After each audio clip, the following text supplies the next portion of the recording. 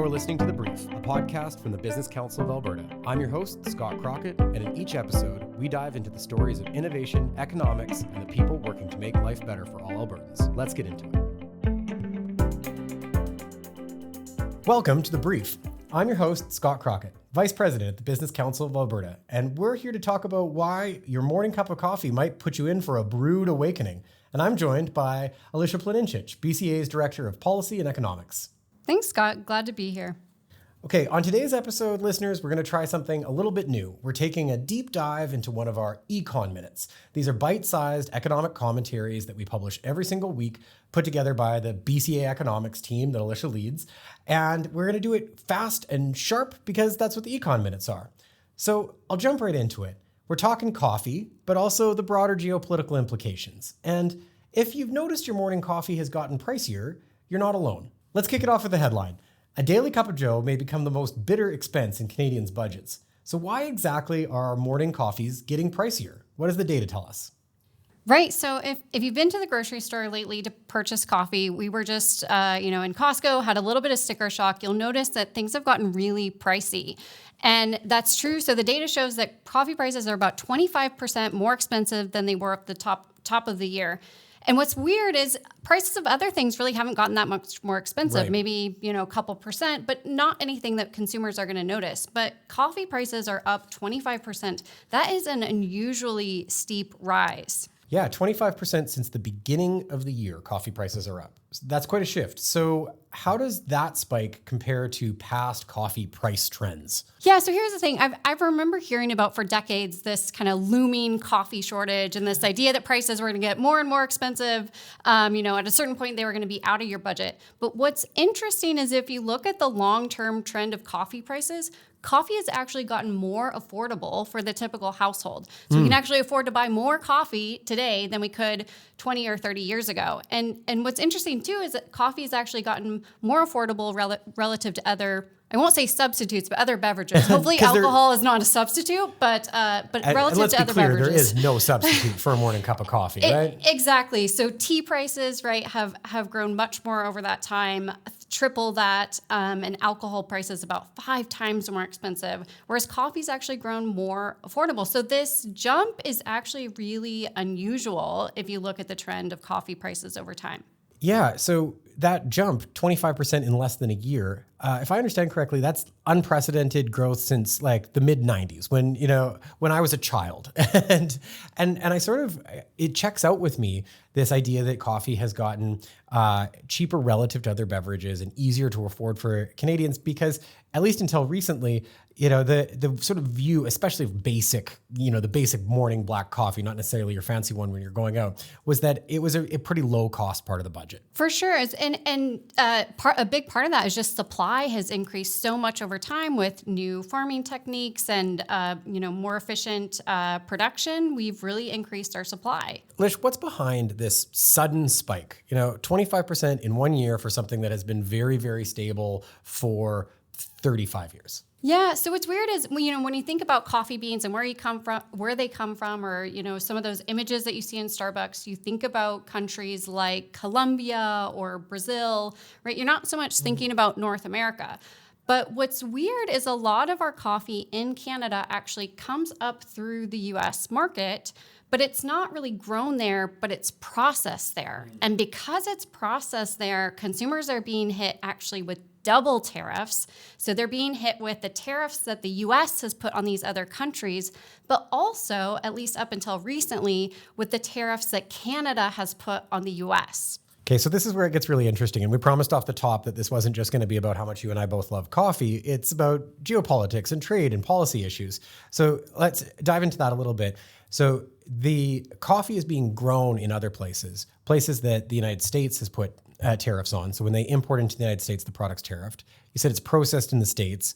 I assume that's processing in the world of coffee is probably roasting and maybe grinding it up, that kind of thing.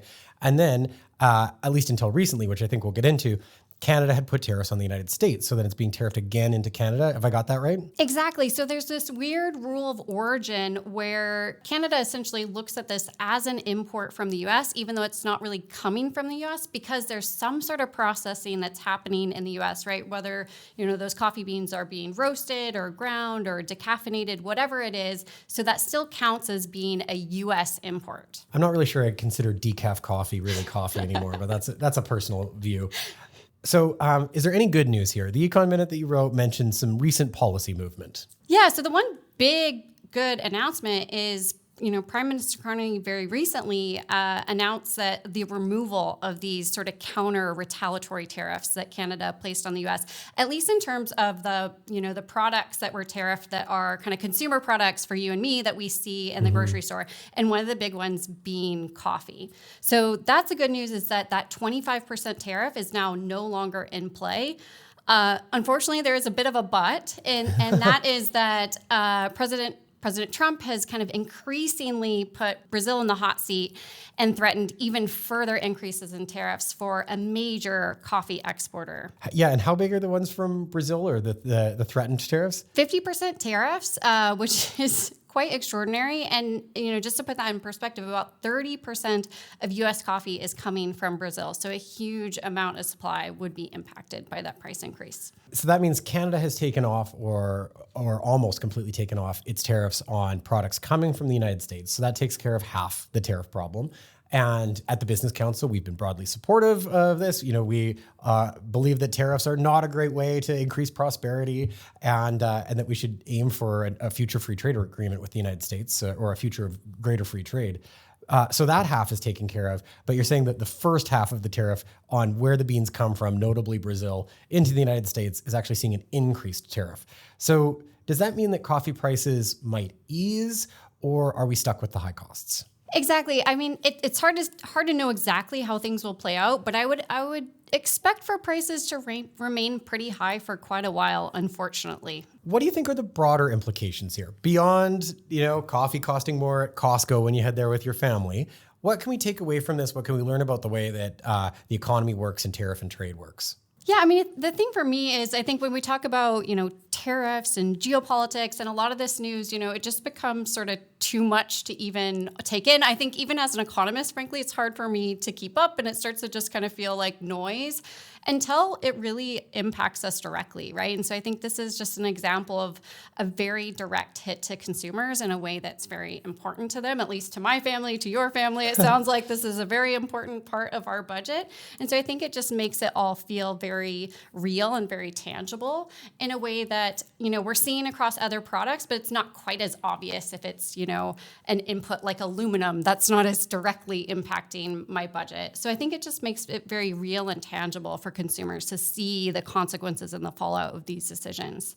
Yeah, what a great point, hey? I think, we spend a lot of time trying to make big macroeconomic concepts, sort of like bring them down to the kitchen table. This literally comes down to the kitchen table.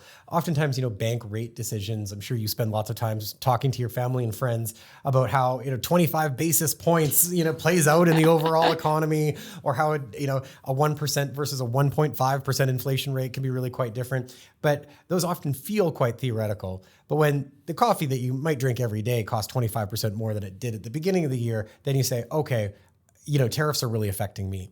I guess one other question I have for you is the US seeing coffee prices increase? Yes, so this is not just Canada. Certainly the US, you'll see the same kind of big alarming stories about coffee prices there.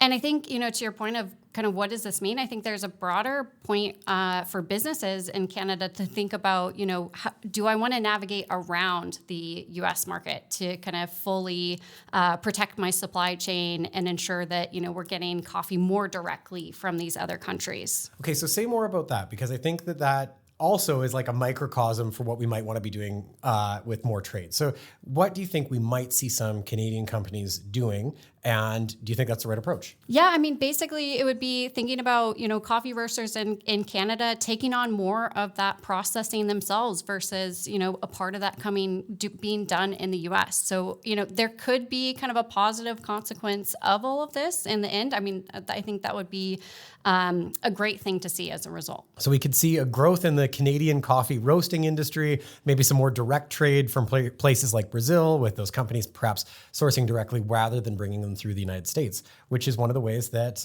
tariffs might hurt the United States as well. And we've been wondering, when some of these American tariffs might sort of come home to roost with Americans. And it sounds like this is one area where they're feeling it now. Yeah, for sure. Great insights, Alicia. Thanks for unpacking why Canadians may need an extra shot of caffeine just to stomach the price of their morning brew.